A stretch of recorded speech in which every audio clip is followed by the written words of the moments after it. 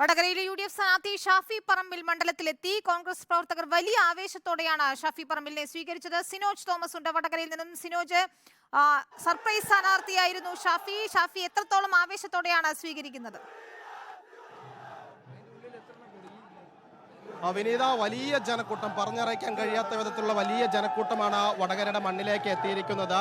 ഒരു 15 മിനിറ്റ് മുൻപാണ് ഷാഫി പറമ്പിൽ ഈ കടത്തനാടൻ മണ്ണിലേക്ക് എത്തിയിരിക്കുന്നത്. ഇപ്പോൾ KK രമ ഷാഫി പറമ്പിലുമായി അഭിവാദ്യം ചെയ്യുന്നതാണ് ദൃശ്യങ്ങളിൽ കണ്ടുകൊണ്ടിരിക്കുന്നത്. KK രമയും ആ തുറന്ന വാഹനത്തിൽ കയറിയിരിക്കുന്നു. തുറന്ന വാഹനത്തിൽ കോഴിക്കോട്ടെ UDF സ്ഥാനാർത്ഥി MK രാവകൻ ഉൾപ്പെടെയുള്ള UDFിന്റെ നേതാക്കളുണ്ട്. PC വിഷ്ണുനാഥ് ഉണ്ട്, DCC പ്രസിഡന്റ് ഉണ്ട്, T സിദ്ദിഖ് ഉണ്ട്, പാറക്കൽ അബ്ദുള്ള ഉണ്ട് തുടങ്ങിയ നേതാക്കളൊക്കെ തന്നെ ആ തുറന്ന വാഹനത്തിലുണ്ട്. ആയിരക്കണക്കിന് UDF പ്രവർത്തകരാണ് ഈ വടകര നഗരത്തിൽ എത്തിച്ചേർന്നിരിക്കുന്നത്. 3 മണി മുതൽ തന്നെ ആളുകൾ ഇവിടേക്ക് ഒഴുകിയെത്തിയിരുന്നു.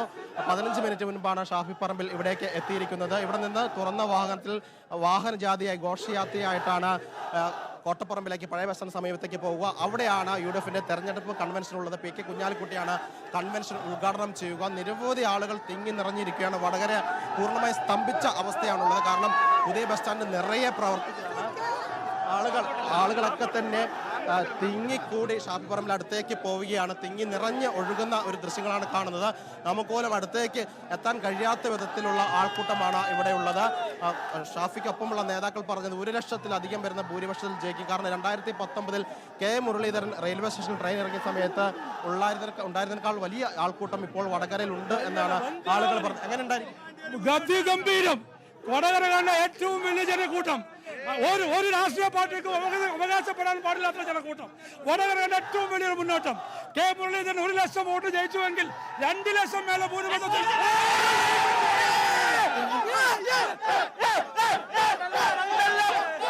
3 ലക്ഷം വോട്ടിന് ഞങ്ങൾ വിജയിച്ചു.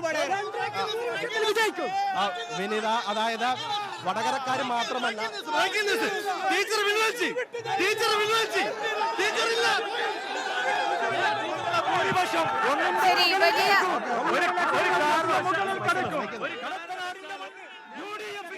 വലിയ ആവേശമാണ് വടകരയിൽ ഷാഫി പറമ്പിൽ UDF സ്ഥാനാർത്ഥി എത്തിയതോടെ UDF ക്യാമ്പിനുള്ളത്. മികച്ച വിജയം നേടുമെന്ന് തന്നെയാണ് നേതാക്കളുടെ അഭിപ്രായം.